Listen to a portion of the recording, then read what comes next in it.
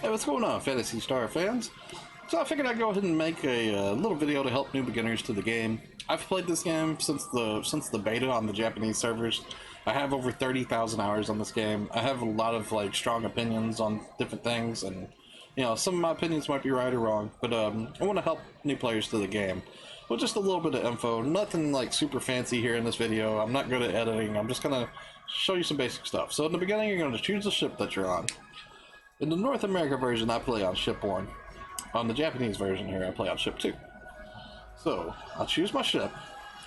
As soon as you log in, by default, brand new players to the game get a serial number as their player ID, which is an account name, which everybody sees when you whisper them or talk or anything. It shows up as this. So make sure you go to support menu, go to change player ID name, change your player ID to something that you like. It's free the first time. Sega lets you change this for free. Afterwards, if you decide to change it again, it's going to cost money. It's quite a bit of money. It's like 30 bucks or something. So just make sure it's something that you like when you change it. That way, so you don't show up to everybody as a serial number and you actually have a unique name like Goku Rules or something. And there can only be one Goku Rules. So if you want that name, go claim that. Anyway, so we're going to character select. We'll go ahead and log in here. Upon logging in, it's going to put you through story mode, tutorials type stuff. Once you get through the story mode tutorial type stuff, it'll pop you out here in the main lobby of the game. So one of the first things you'll want to do, this is very important, hit start, go over to the little gear icon, go to options, go to control settings, go to action type selection, make sure that the game has you in 3-button style. 3-button style is very, very important. It helps you to customize your attacks, how you play the game and everything. 2-button style just absolutely sucks. No offense to anybody that likes it, more power to you. Make sure you use 3-button type and don't listen to anybody that tells you otherwise. It's just very, very important. So make sure you have 3-button type set. You might later want to change your button layout here too. I changed my top buttons to be attacks instead of the other keys, but that's just something you'll come across later. You might want to change that. So another thing that you want to do too is in the options, basic settings, go down to go to game functions, and towards the bottom here, you want to make sure that you turn on these automatic item pickup for Meseta, like 13-star weapons, 12-star units, etc. Make sure you go through these options and enable all this stuff, because this stuff will automatically pick up these things as it drops. So that's pretty helpful, because that stuff's really important in the game. I also like to change to where it shows my simple gathering details, and the reason I do this is because there's a little menu that actually shows how much stamina you have when it comes to gathering. So I make sure I set that up too. So change your simple gathering details, your automatic pickups here. Make sure you turn all that on. Make sure that you have the control setting again. Make sure it's on 3-button style, because that's how you want to learn the game. Okay, so with the simple gathering details is right here, by the way, that I mentioned. I'm highlighting my mouse around. So it'll show you this stuff so you can tell when you can go gather again. I should go gather right now because I'm at 100. Anyways, so you just start the game and you want to go get some EXP. The very first thing that you should start doing is you should start running quest at the quest counter here. And you select main quest. It's going to say expedition quest here in the North American version. It's free field on Japanese. So you select this. This list is going to be empty because you haven't unlocked anything yet. You've never ran through any of these quests. So forest is going to be the first thing. So just make sure you go ahead and start the forest quest. And basically you're just going to run inside the quest, run from point A to point B. Just run to the end and try to get to the boss. And after you defeat the boss, it's going to clear the quest, and it'll unlock the next quest in the list. So basically with these expedition quests, you want to finish them and then go to the next one. And as you finish the next one, it's going to unlock the next one after that, and so forth. So when you start these quests, if you hit start, after I've accepted the quest, I could actually just go over here into the counter to run into the quest. But before I do that, I want to hit start and go to client orders here. And I go to everyone's client orders for free fields, and it'll show me the quest that I can grab for this mission. And I could accept this lurker in the forest, for example. I know this Rockbear is the boss at the end of the forest, so I would just grab this. I know I'm going to kill him anyways. It's 20k free EXP for just running this mission, so I'm gonna I would do that. I would accept this quest, and now at the end of this quest, when I finish it, I'll get that client order is going to be complete, and I'll have extra EXP by killing him at the end. So you want to kind of do this for every single quest that you start as you're unlocking quests. There's tons of quests that you can do. Some are like really important, and some are just like really hard to do, you know. So like kind of pick and choose. It's hard for me to explain exactly which ones are good and which ones are bad. Just don't feel bad if you don't want to do all of them, you know. Just try to get the ones that seem easy. If it's like a boss kill or something and it's just like 1x1 of the enemy, then most likely it's probably the boss at the end. It's something simple to do. So make sure you unlock the forest, you unlock the caves, you unlock the desert, the tundra, so forth. Just keep going down the list, unlock these missions, and before you start the next, as you start the next mission, just make sure you hit start and check your client orders again, so you can get the missions. You get extra EXP for doing the missions while you're unlocking all your stuff. So in the middle of doing all those missions, you also want to make sure that you keep checking with this lady here, Coffee, because she has some of the most important client orders for you in the game. She has your level caps, your weapon palette unlock, your difficulty unlock, subclass unlock, all this really super important stuff that she has. And you want to make sure that you get these as she has them, because it's just really important. Like if you hit level 30 and you haven't done her level cap trial yet, you're just gonna get 0 EXP, for example. So like that would really suck, right? You're gonna be turning in quests, getting no EXP. You're gonna be killing monsters, getting no EXP. You got to make sure that you do these level cap trials from her and just all these other quests. Basically, it's all like really helpful stuff that she has. So keep an eye out for her. As you progress further, you're going to start to get access to oh, well, actually, I'm going to show you here. If you hit start, something I like too is if I go to my item inventory, you can see mine's in this nice grid layout, and nobody starts with this on default. So on the Xbox controller, if you hit Y, it changes to where it's going to move me up here to, like, I'm highlighting my mouse over it now. It's going to move you up to here over these things. And what you're looking for is this change display format. So I'm going to do this without my mouse. So I'm going to hit the Y button. It put me up here. I'm D-padding over to it. I'm hitting the B button on it, or A button, depending on your settings. So you can see it changes my format here between this up and down style to this grid style. I really like this grid style. It makes menu formatting, like, you know, like taking care of your inventory management and everything. It just makes it a lot easier, a lot nicer for people. So something else is I can also do this with my storage too. If I go over to my storage, I have it set the same way. And it's this Y to access this little layout button up here. And it would change from the grid to the up and down. Like, it's really important. I would strongly suggest everybody use this grid layout. I really like it. You can always change it if you don't like it, you know, whatever. But that's what I do.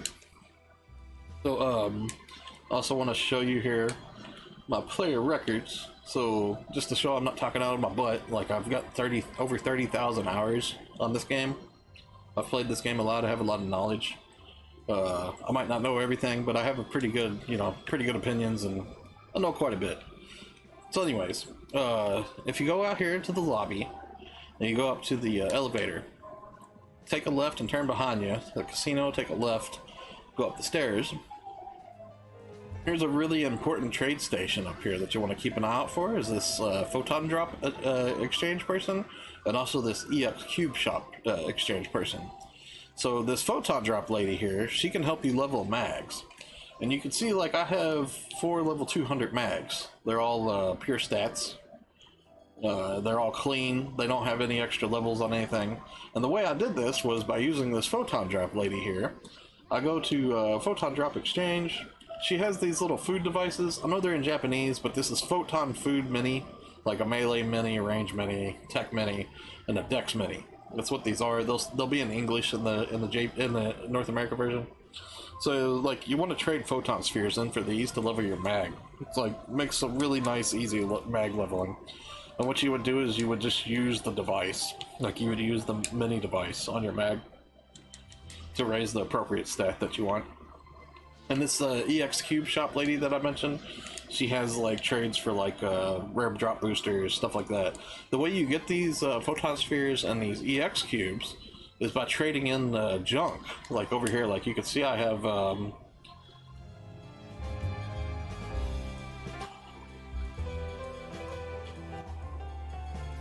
well, I thought I had some junk. I guess I don't. Okay, we're just gonna show you with this 13 star here. I'm not gonna trade this one in because it's not really junk, but we could just say it's junk for now. So if I go and I hit start and I go to recycle shop here, it's a little shopping cart, you know, tab, the recycle shop. You can recycle 10 star and 11 star rarity weapons for EX cubes. Oh, okay, I did have one on me. There we go. Okay, so I had this Ankh P core. This thing's junk, you know. I could trade this one thing in and I get one EX cube.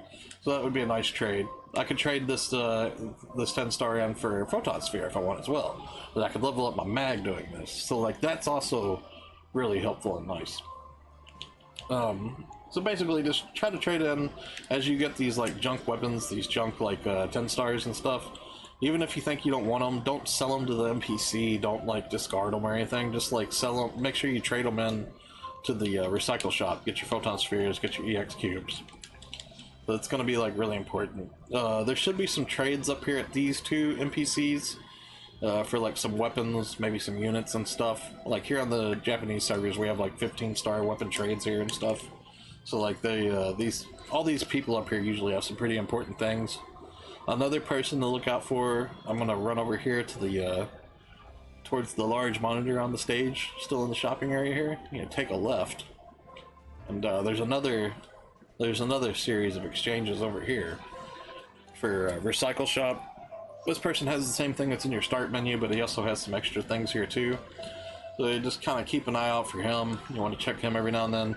This chick here will have like badges for like weapon badge change and like your memories that you get from your Sonic packs and stuff like that.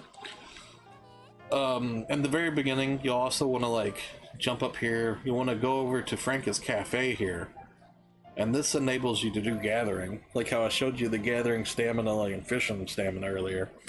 And like it takes like 5 hours, I believe, for stamina to regain. And there's like some nice money missions you can do with this dude here for gathering. So like you can make like some pretty good bread per week from this guy. And like also this lady here will have a couple of like gathering client orders or something in the beginning. Just try to knock those out. And like right here is a skill ring attendant.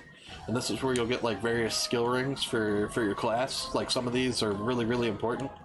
Like some of these, depending on your class that you're playing, are super important actually. It's like a game changer. So just keep an eye out for that, depending on what class you're playing. You'll definitely want to gather these rings. On the North America version, this stuff's going to be a full English, so it'll be a lot easier to tell where you need to go gather. It'll be pretty self-explanatory. Just make sure you do the, it'll be an expedition quest is where you do the gathering. So, one other thing I want to show you too is, this daily order lady here, she'll always have these like these little quests here at the top that have like arrows pointing up. These will give you this boost. Like I have this daily boost up here. It's like 45% right now because I've been lazy and didn't turn in this other one. But I'm gonna I'll turn in this green one here. My daily boost increased by 5%, so now I'm at 50% again. I'm at max. And this actually gives me like 50% EXP and drop rate and like Maseta acquisition, I believe, if I'm not mistaken. Should be something like that. Yeah, Tri Boost. So it's the daily Tri Boost. So make sure you try to maintain the 50% with this lady. So you'll just get extra stuff along the way as you're playing every day. She also has like pretty good money orders that you can do too. And another thing to look out for is if you like, every character will have a separate set of these. If you hit start, and you can see where I'm highlighting my mouse over here, see where it says ARCS missions? Keep a close attention to this. So like you hit the X button to open this menu. There's like main missions where you can only do these one time. It'll give you lots of nice rewards. There's daily missions where you can do these every day. Definitely do these every day because it's really simple stuff, like clear like a... You can see from mine right now, it's like complete a daily order. I just now did that, no problem. That was simple. Super hard ARCS quest. You can do one of those in like 1 minute. Have a drink. That means just use like a drink at the medical stand or like in the camp ship, like a shifted drink or something. That's real simple. You can see it's giving like loads of EXP for me to do this stuff too. It says use a boost or a food item. That's really simple too. So you can just pop like an EXP ticket or Masada booster or something that would auto clear that. And this one here is the most important of all. It says complete all daily missions. So that means it's just completing these 4 things. So if I complete these 4 things, it's going to give me this silver bonus key here. And the silver bonus key is like a mega EXP in like a matter of like minutes. It's like a special quest that you can do here on the counter. It's for a silver key for Tokyo. And this is it right here, this quest. So at the end of this quest, you fight this Tagami dude right here, this like lightning looking dog thing, and he gives like 1 million EXP on his own, on top of all the other creatures and stuff that you fight in the quest. So it's really, really good to do these. Like you'll get like, you know, a couple milli EXP or something. And it also has like probably some pretty useful like items in the beginning for players as well. So it's definitely something to keep an eye out on, is to make sure you do these per character. And then you also have these weekly missions. And each character will individually get these on their own too. These equal to about like roughly like 2 mil each or something if you're at level 50 or higher. So that's like a lot of nice Masada income. So just make sure you just frequently check your ARX missions. Try to do all this stuff that you can here, because it's a lot of really good rewards. It's very worthwhile. Okay, so one last thing I want to show y'all too is in your room. Oh, actually, one more thing too. If you hit your back button, it brings up this quick menu. I changed mine via this tab right here. In the like in the beginning, it's gonna have like miscellaneous. That's the default setting that it has, and it shows you what layout it has too. I changed mine to dedicated menu. I prefer this. Most people I know prefer this, so you might wanna do that. You might want to use number 9 dedicated menu. But anyways, I'm going to go to my room here. And I'm going to show you there's a synth and craft terminal in your room.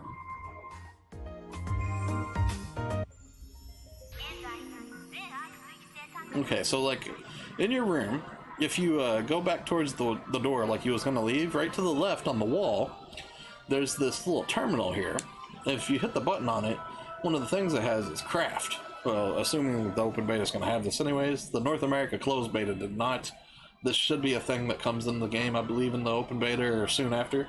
So you'll select craft, my crafts, item desynthesis, and you see I could desynth this I could desynth this 10 star if I wanted to, and it'll give me some items. Some of these items are pretty useful. The big one to look out for though is crafted techs and stuff. So like level 11 plus technique discs, like this one here is only level 9, so it didn't show up in the list for me to desynth. But if this was level 11 or higher, I could actually desynth this disc and it would make a PA fragment. And what's useful about PA fragments, if I go back to this terminal and select craft, I can actually I can craft and customize PAs for different weapons. So like let's say if I wanted to craft Twister Fall or Sacrifice Bite, it would change the action of that attack, and I would need 15 of these PA fragments for striking and 20,000 Masada as well, and I could craft this photon art.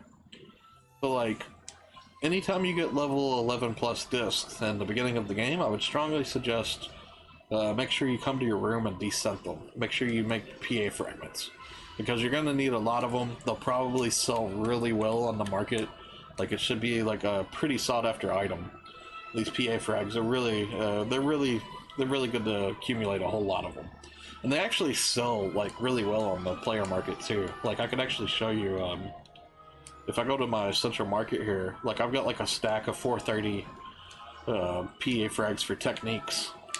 And if I look at the price, they're like, you know, they're like 10k each. And like, I would expect that North America would probably be something similar. Like these are going to be used by a lot of people. Like if you do tech crafting, you use like hundreds and hundreds of these. You use thousands of them. Like it's just a bunch. And if I was to sell all this, you know, like that's a pretty good chunk of money there. See, that's like 430 frags I'm selling. It's like 4 mil. Like in the beginning of the game, that's gonna be nice. You know, that's a lot of money. So even if you don't plan on crafting them, make sure you just definitely like do that just to sell for money, anyways. And there's also daily crafts here. These change every day. I don't know what time it's going to reset on the North America version, but once we get that figured out, that's going to be something you want to pay attention to too, because when you do these daily crafts, it's basically you'll have these orders, and some of them you won't be able to do because you haven't unlocked the achievements for the crafting yet. Crafting is a really big thing all on its own. But if you look on the second tab here, it has all these rewards. Certain days it'll give you like free PA frags, and that's something really nice, that you'll get the free PA frags. And you can do these per character too. So just a few things there. So before I forget, there's a couple more things I want to show y'all as well for weapons. There's this ARC's Handbook Attendant Leotina here, and this ARC's Mission Admin Astarte here as well. This Leotina lady, she has 13-star and 14-star weapon exchange certificates.